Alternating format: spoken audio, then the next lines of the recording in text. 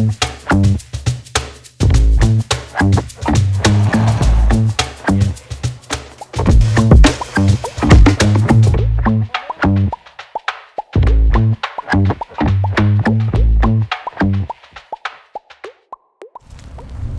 Loraine from Legato Racing team. We're here at Derby Arena, Derby Velodrome, which is the second of 3 sessions that we're working with Body Rocket on optimising our riders' position and basically making them faster riders. At Catesby, which was a controlled environment, the riders were riding out and back.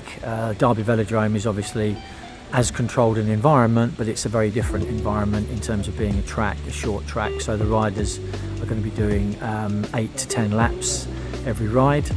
And from Catesby, we learned the riders' optimum position in terms of their CDA and the number of watts they might be saving over, say, a 25-mile time trial. So each rider is going to start with their optimum position from Catesby here at Derby, and then they're going to be testing some minor positional changes, but they're going to be looking more at about the interplay between their helmets, skin suits, overshoes, gloves, visors and so on. So there's a wider range of apparel that the riders are going to be testing. So for instance, Tony is going to be looking at the differences between his current helmet and several different helmets that we've got available today. Deb is going to be looking at a range of changes to her overshoes, mitts and possibly helmets as well. Alistair and Sue later on are likely to be looking more about the positions that they brought from Catesby and maybe fine-tuning those, because they are, broadly speaking, happy with the helmet and skin suits that they have. And then the specific protocol is going to be 2 warm-up laps and then 8 laps at race speed. And for our riders, that race speed will probably equate to the pace that they're going in a 10-mile time trial or perhaps a 25-mile time trial. The goal being to hold position and hold speed as consistently as they can to get the most accurate and consistent data. And then there'll just be a warm down lap, and that's the end of that protocol.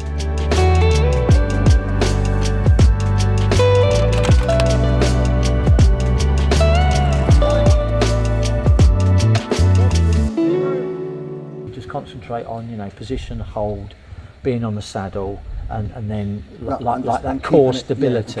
Keeping it focused on that black line. Yeah, absolutely. Yeah. And I think that will pay dividends in the end. The first time ever. Really? That was, yeah. First time on the track? Yeah, can you tell? The first thing I'm going to test today is a new skin suit.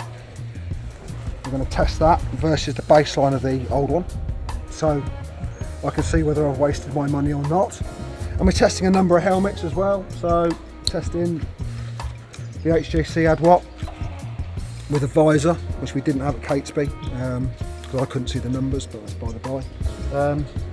But yeah, HJC AdWatt, and we're also testing a Giro Aerohead version 1 and a version 2, just to see. And again, it's to get the comparisons between all those helmets as well. So skin suit, helmets, for the position that I'm going to be able to achieve, what's going to be the most aerodynamic, what's going to be the most efficient. 2.0. Well done. That's the bottom button. Oh, amazing. That's what you wanted. Yeah, that's all good. Yeah. Okay, I think that's a pretty decent baseline. So I think the best thing to do is let's change into your next thing. Mess with the kit. Go and have a drink. So I've got the no-pin skin suit I'm in with the undervest that works with it, and then there's a Rule 28 undervest to try as well. Got no pins, long socks, and on mid-calf socks, just my own casque, but potentially if we've got time then try another helmet depending on what's here really.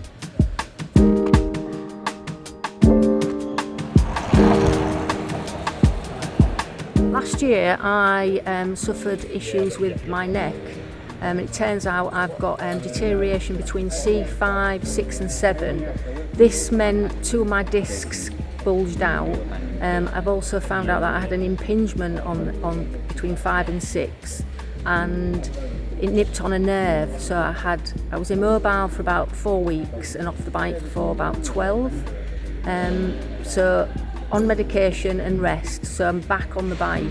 However, the issues with the neck have meant my position needs to be modified in order to continue cycling. I can't hold the aggressive position that I could before. Sessions I've done at home show that I need to look at my position more, so I'm looking at trying to raise my head slightly to make myself more comfortable in the neck area, but that might be an issue with regards to the helmet, so I might need to revise the helmet because that might impact on my CBA. So quite interesting to see where we go today and what we can achieve, but it's all about comfort for me and enabling racing to continue. So that's what I'm looking for today. Yeah, Catesby was a great success for myself. We tested a number of positions and it turned out bringing my elbow pads out slightly and going forward slightly, which was the most sort of extreme position I could get on my bars, actually was the most aerodynamic. So we've come here to Derby today starting at that same position. We've just done the baseline test. But about 10 years ago I had to stop racing because of a hip pain. And it turned out the ball of my femur had a bit of a sort of a knuckle on it which had worn away the cartilage because I was in such an extreme aero position. Luckily they were able to shave off the ball of the femur to make it smooth again, and by opening up my hip flexor, by putting shorter cranks on and moving the front end of the bike up slightly, I've been able to race now without any pain. So what I'm hoping today is that we can experiment with the front end of the bike now. Now we've got the position of my arms correct. I'd be interested to know if there's time gains for being in a lower position for shorter events like 10s or 15s. I'm quite happy to swap the stackers and the cockpit of the bike around depending on the nature of the event I'm riding, whereas if it was a 50 or 100 12 hour, then obviously I'd go to a much more extreme position, less extreme position for comfort. Point 3.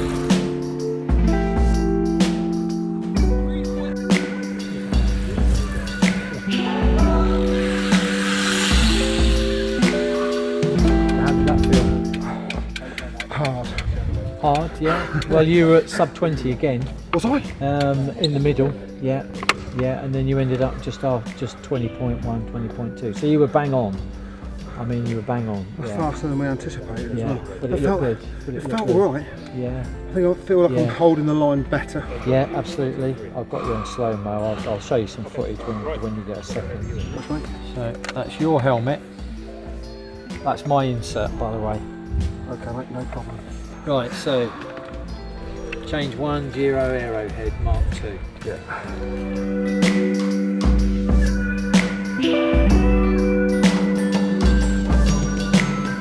Let's try the Arrowhead Mark 1. Sure. Well, you've still got the helmet down there. Yeah, with the visor on top. Yeah. Yeah, visor on. Yeah. Wind impact on the eyes, no good. Yeah. That was a struggle. So even if it was quicker, it would just be like, It's can not, you see anything? It's not usable. No, I mean it is huge. Yeah. That's huge. Yeah. If you could findings? replicate that. Oh, this is the result of the hypersonic. So we're looking at the hypersonic with the HJC. So the HJC was the equal quickest helmet of the three, and then you put on the newest iteration of the skin suit that the team is using, and that resulted in, from your original baseline, a gain of well over a minute. Which is 1 minute 16, so that's substantial. Over a 40k. 40k, yeah. That is a gain that anybody would want to pay some money for.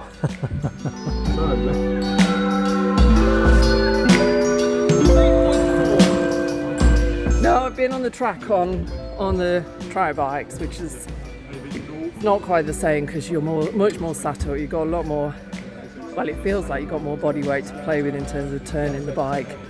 But actually, when I did go up onto the blue, you can feel it takes the bike round. Whereas when you're on the flat bit, you're having to do a lot more work to turn it, and that's just like, just relax, it'll be fine.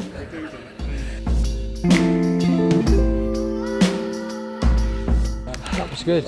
Really consistent. consistent pace, and consistently holding the black line as well. Really good. So your practice run, if you look at your lap to lap consistency, you're getting used to the track. You're getting used to the track. But as soon as you get to your proper baseline, you're pretty consistent. And even on R4 here, I mean, this is that's talent. I mean, I don't know how else to put it. It's still, you know, these are small changes, which is expected. It's an undertop. Yeah, you wouldn't expect massive changes anyway, but they are nevertheless changes. Rule 28 is the fastest. Clock's at least 4 down. Yeah, it was pretty much in the middle, wasn't it?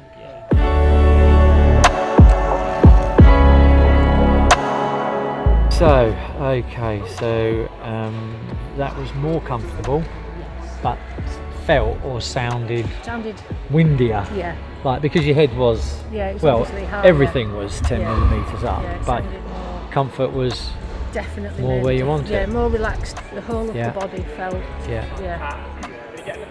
And so this next change is going to be another 10 millimetres up Yeah.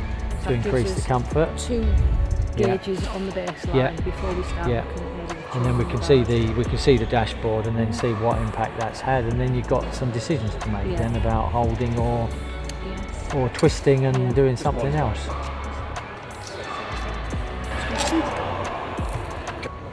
Last lap. Let's break the laws of aerodynamics then. Cool. 7 runs plus a couple of baselines. So you've had a my money's worth. you've had your money's worth, but you've had a tough session, and everything at race pace. Everything 21 seconds a lap, 42, 43 kilometres per hour. So true race pace for you. As your stack went up, you were paying quite a significant CDA price or time price. So your final 2 runs were at your final run was at your best stack height, which was 10 millimetre, and then you brought the reach in 25 millimetre. I haven't seen the results for the 20 millimetre stack height plus 25 millimetre in, but all felt good for you. It did. At this shorter reach. The shorter reach on the first one. 1.7. It was difficult to stay on the black line. Slight movement and you're right off. Because you were slightly higher up I don't know whether it's more twitchy. in the stack height, maybe. Yeah. So, but it looked definitely better on this second run. So obviously a bit used to it. So, but both comfortable enough, I think, to warrant still considering 25, which is. Well, it'll be interesting to see how I get on at the well in the 15.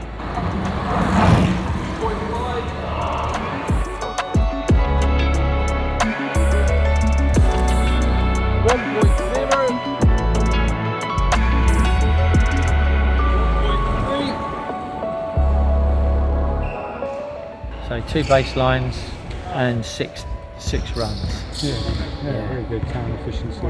Yeah, brilliant. And three helmets tested, and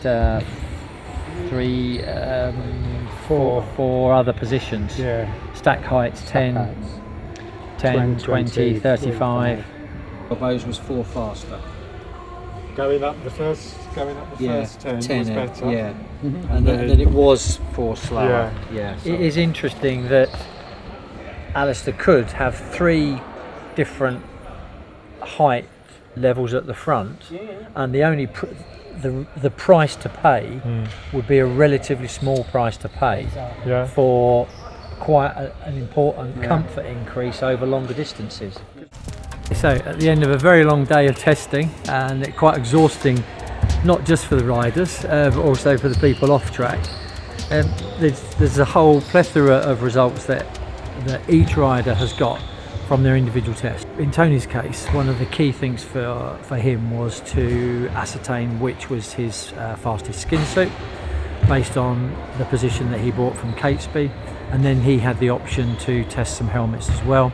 And so Tony came away with a really strong reading that his latest iteration of his skin suit, plus a choice of 2 helmets on his best position from Catesby, was the one that he will take into racing in a couple of weeks' time. For Deb, it was slightly different because Deb was on her new extensions for the first time, and she tried a number of different iterations of the position at the front end, plus also some apparel choices. And what Deb, right at the end in her last 2 runs, was able to ascertain that a number of body positional changes rather than technical changes to the equipment actually gave her her fastest position in terms of tuck and where the hands were and so on. So that was really interesting, that there was less mechanical input there and more about how best to position herself on the bike in relation to her front end. So what Sue was able to ascertain from a number of different stack height changes, there was a larger penalty to pay in terms of time and CVA, but there was an optimum stack height. Alistair tested a number of stack heights, and his results were almost the complete opposite to Sue's, in the sense that there was a small time penalty for each of the changes, which gives a number of options for comfort and aero position. And of course all 4 of the riders will get comprehensive dashboards of each ride and then all of the rides for them to go through for themselves and with me. So overall, 2/3 of the way through our programme, the riders now go off to the real world of racing on the open road, and safe in the knowledge that they have their optimum positions, they've got good choices for apparel, and that they can settle into those positions and just race hard, have fun and win medals. And so that's today at Derby Velodrome done and dusted. A very different day to Catesby, and I'm sure we're going to get another different day when we see you next time at Halesowen in Halesowen track in May.